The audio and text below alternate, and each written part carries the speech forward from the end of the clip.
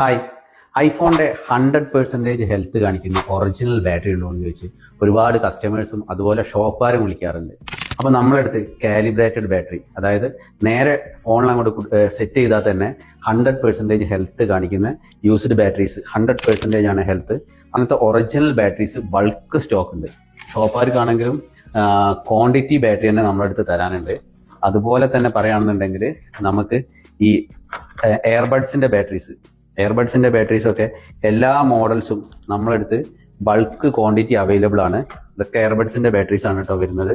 ഇതൊക്കെ quantity stock ഉണ്ട്.